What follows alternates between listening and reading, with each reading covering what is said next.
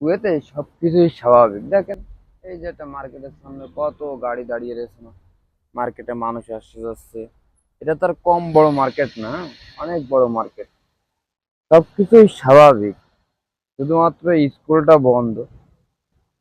হ্যাঁ, স্কুল বন্ধ বলে মনে হয় যে সবকিছু মনে হয় অস্বাভাবিক, কারণ বাচ্চারা মনের ভিতরে ভয় পুষে রেখেছে, তো সেই জন্য আসলে স্কুলটা বন্ধ। কিন্তু মোটামুটি সবকিছুই দেখছি আপাতত চালু করছে আস্তে আস্তে। অফিস, যেগুলো সরকারি অফিস আছে, যেগুলো বড় বড় কার্যক্রম হয় যে অফিসে সরকারি ভাবে, সেগুলো সবকিছুই চালু আছে।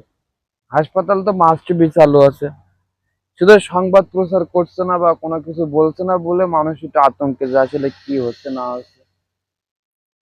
তবে আমার কাছে মনে হচ্ছে যে সবকিছু স্বাভাবিক, কারণ এ দেশটা খুব কাছাকাছি স্কুল বা মাদ্রাসা থাকার কারণে যখন স্কুল বা মাদ্রাসা চলে, তখন রাস্তায় অনেক গাড়ি চলাচল করে। মানুষ তখন মনে করে দেশ স্বাভাবিক আছে। আর এখন স্কুল যেহেতু বন্ধ, অনেকে রাত্রে বেরোচ্ছে, দিনের বেলায় কম বেরোচ্ছে। মানুষ মনে করছে এটা আসলে অস্বাভাবিক, কিন্তু আসলে অস্বাভাবিক না।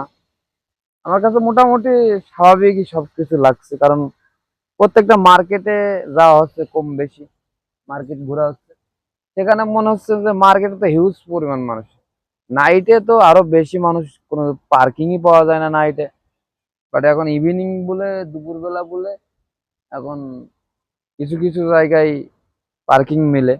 মানে পার্কিং মিলাটা মেন কথা না, মেন কথা হচ্ছে শুধু ভয়টা, আতঙ্কটা শুধু বাচ্চাদের ভিতরে, মানে স্কুলে যেসব বাচ্চারা লেখাপড়া করে তাদের ভিতরে। এই জন্য আর কি মূলত স্কুল বন্ধ করে রেখেছে কুয়েত সরকার। আর বাকি যেগুলো সরকারি কার্যক্রম আছে, কম বেশি সবকিছুই চালু। সবগুলোই স্বাভাবিক, সব অফিস স্বাভাবিক, সব মার্কেট স্বাভাবিক, সবকিছু টোটালি। এগুলো এতটা চিন্তা করার কোনো কিছু নাই। আস্তে আস্তে সময় লাগবে, স্বাভাবিক হয়ে যাবে। কারণ পাশের দেশ তো, পাশের দেশে একটু যুদ্ধ হলে বা একটু সমস্যা হলে হালকা পাতলা তাপ লাগবে, এটাই স্বাভাবিক। অস্বাভাবিক কোনো কিছু নেই।